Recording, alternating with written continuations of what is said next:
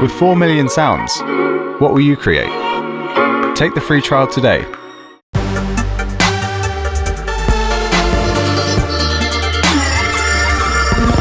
Hello and welcome to another part of our Superbooth Home Edition. We are here with Piotr from Polyend. How are you? I'm pretty well, thank you. How about yourself? Yeah, good. I must say, you have the finest video quality. This is coming remotely over video, and I've got to give a plug for the Roland VR1 HD. That is a really cracking video mixer. So, nice choice. I'm glad all the stuff make me, do this. I'll utilize it well in the future for sure. Excellent. So, you released the Tracker, which is a new piece of standalone sort of music production hardware just before all of this happened, which we can see there nicely. So tell us what's going on in that. I mean, it's out there. I haven't seen, I know Loopcloud did a demo, but we've not spoken to you about it before. Yes, so this is like totally fresh and still under the huge development, and whole team is working very hard on that. And it's going to be released in June, and everything is on track, so don't worry. All the pre-orders will get their stuff as soon as we finished the assembly part. And it's a Tracker, meaning the software that is called Tracker in the hardware version, right? Yeah. So it looks a lovely thing. It's a lovely. Is it metal? It is. It is all aluminum body, and those are plastic mechanical keys, very fast to operate. So allows you to switch to different sections of the Tracker. And here you've got the metal jog wheel. These are nice and soft, non-velocity sensitive though keys that operates as your keyboard. And you have quite big screen here. It's 7-inch screen. Yeah, nice. And yeah, so if you ask yourself what is the Tracker, actually it's a step sequencer basically with sampling capabilities, but we also added a synthesis capabilities. So in order to show you, I prepared like 20 minutes ago a little pattern here, so I could deconstruct it in a very fast manner if you agree to that. Yeah, perfect. So let's go. This is how it sounds. Just let me know if the volume is all right. Yeah, it's great. Right, so maybe I'll just start with the track number 1. And what you see is the pattern that has 8 tracks, and you can have different lengths up to 128 lengths. And then there is a song arranger that allows you basically sequence your patterns. And so if we get back to the pattern, you have different views. In this view, you can see only 4 of the tracks, but each track now shows you more information, meaning the note, the instrument number, and various effects you can apply. So you can dial in the notes like this, or just do, if I delete it all, just... All right, I'll just play them in, yeah. So maybe could just copy this beat, and paste it once again. So copy paste. You all know those shortcuts from back in the days. And that is it a mono sound or is that stereo effects? Right. So this is actually mono. Sample are mono, but we added a little bit of delay here because you see this is the instrument section. You've got all the things like tuning. Let's hear it. Right, so I'm repeating the sample. Then there is panning, of course. We have different filters, resonance, and there is a delay send.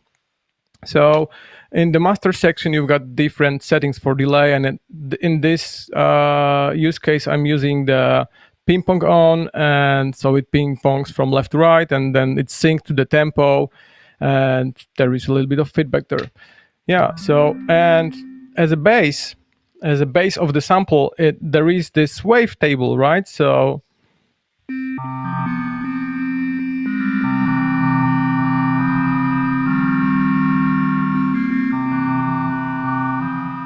All right, so you could shift through. Yeah, you could shift through the waveform. Well, first of all, I'm using the grid to enter my notes, and I'm using it polyphonically because we can utilize 8 voices here. But then I can also transform my wavetable here in the settings, or do it automatically with loads of automation, meaning LFOs or envelopes, right? Right. So let's go to second one. So this is track 2, right? This is track 2, and this is just the bass. So let's select it and see what's going on here. And yeah, so this is another waveform, nothing very different to the first one. And now to the track number 3. Track number 3 is actually a granular synthesizer. So I've recorded using vocoder some sample, and maybe it's worth mentioning that we have plenty of inputs here that allows you to record stuff. So let me switch the focus here. Okay, so we have, it's this is out, obviously. Then you've got line in, so you can plug anything like your whatever laptop even, and then start recording your samples. Then there is mic in, MIDI out, MIDI in, and then there is SD card slot that allows you to hold all your instruments information, sample information projects that you can share with others. There is also a USB here, USB-C, and we give you all the cables and all the stuff you need to start making music from the go. And what's cool about it, there's an FM radio in there as well, isn't there? If I remember correctly. That's right. We are listening to one right now, so let's record a little bit from the radio. So I've just recorded this little sample from the radio. It's very creative, and you can have empty SD card and start recording from whatever source and then start playing with that. You can go very creative with it. So I can now, for example, crop it, and then save and load, and then there is my sample pool that gives you a view of my all instruments, and I can start making music with it, right? So that's what I did with this track. And this time I use granular synthesizer. So let's see what it does. So I can change the length of the granule.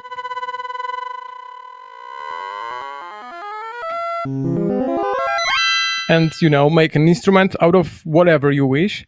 I'll change it back to my initial settings, change the position. You can automate the position. So, like a full-blown granular synthesizer, apart from it's only one granule in this time. Let's go further. Yes, what do we have so far? So what I'm doing with Shift here and those keys, I'm muting and unmuting the tracks, right? Right, I got you, yeah. Oh, and I'm using 2 tracks for that. So this granular synthesizer is like 2 polyphony voices, has 2 polyphony voices, right? Yeah. And number 5. Oh, that's cool. I took this bottle of water and used this to make the sample. So you see, it's like a crunchy. So just go back to each track. Am I right in thinking that each step of each track can be a different instrument selected? So you're not like limited to one sound in a track. You can actually switch and change it around. So that's how you can get much more variance into each track sound, right? You can think about the tracks like you would in the 8-track of cassette 8-track. So whatever you input, it will intake. It's not limited to one instrument only.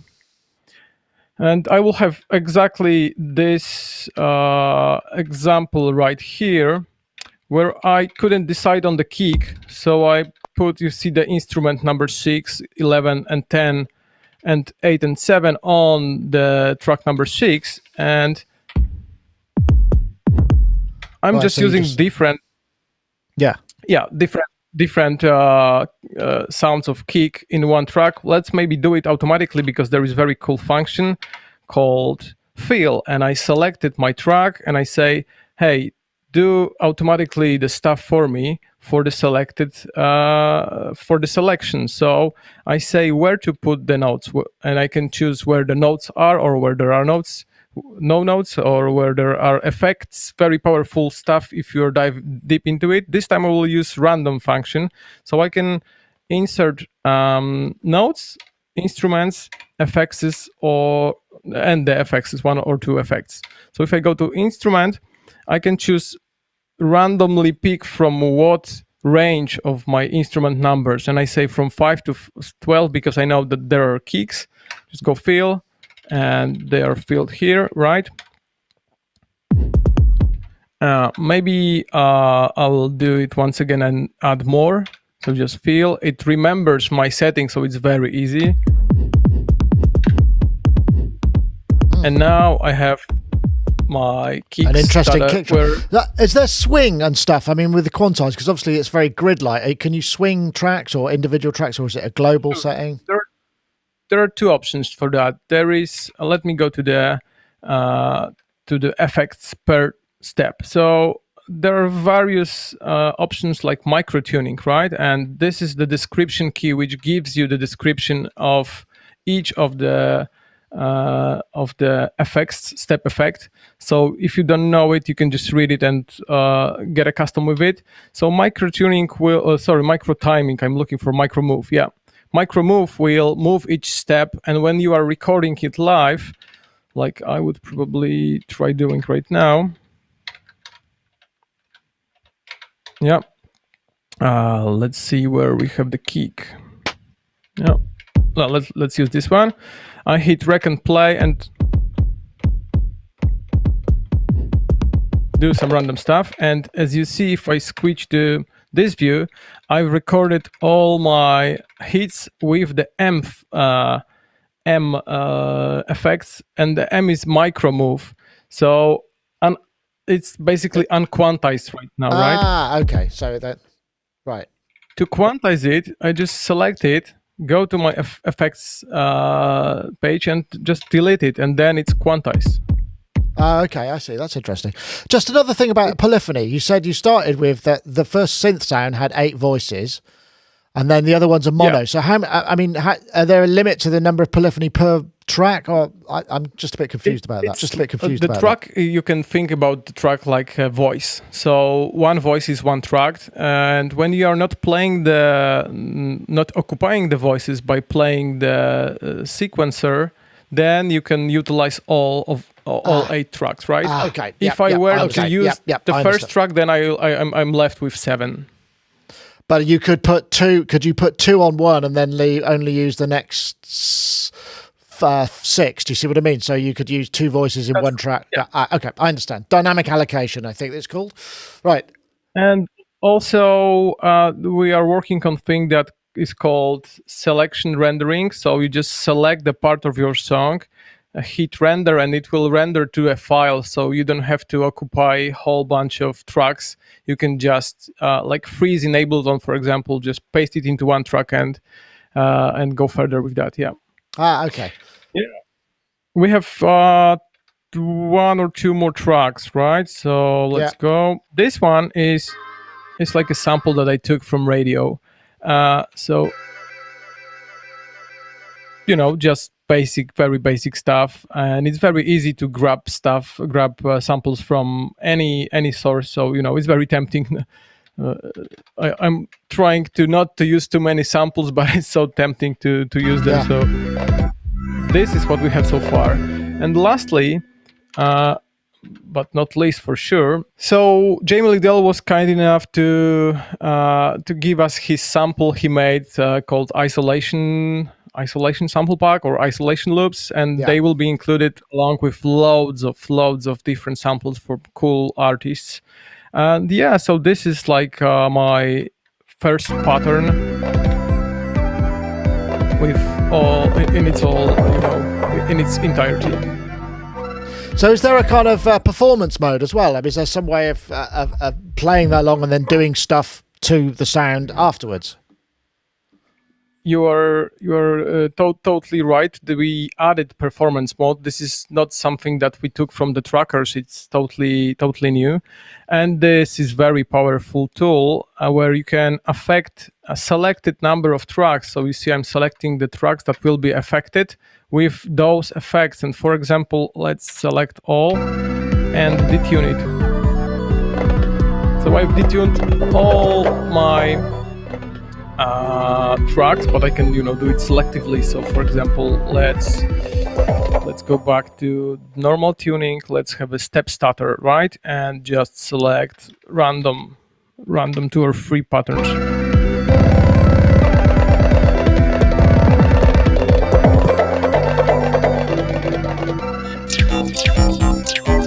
Oh, interesting.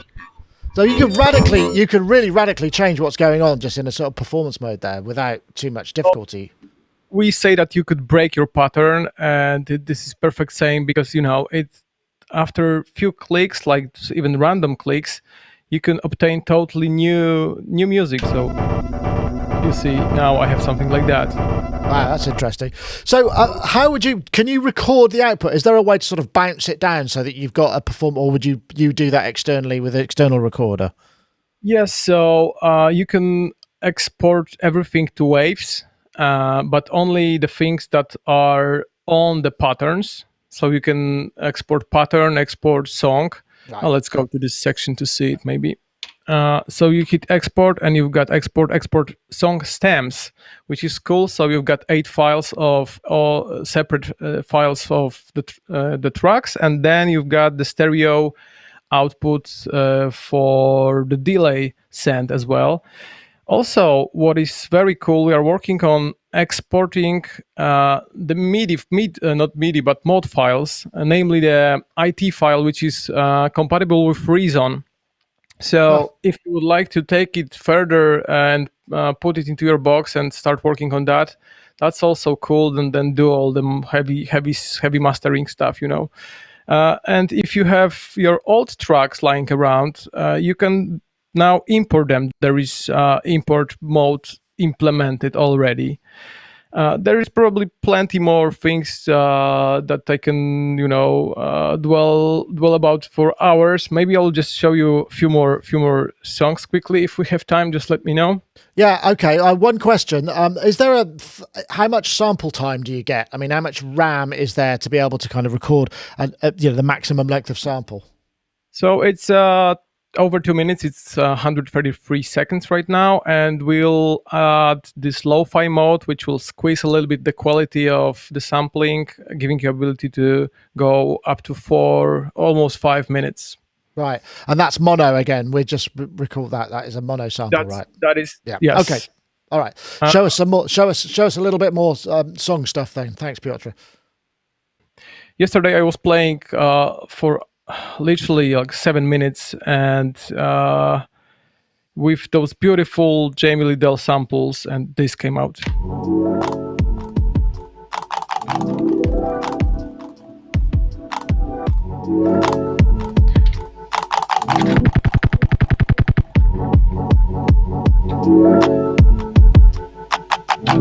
Maybe one more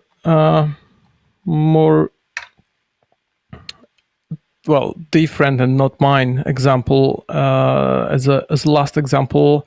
This one is made by Red Means Recording, and it's more like drum and bassy, and you can see this is his song structure. So each of the row is a pattern. So let's go to row number 25 and start this pattern.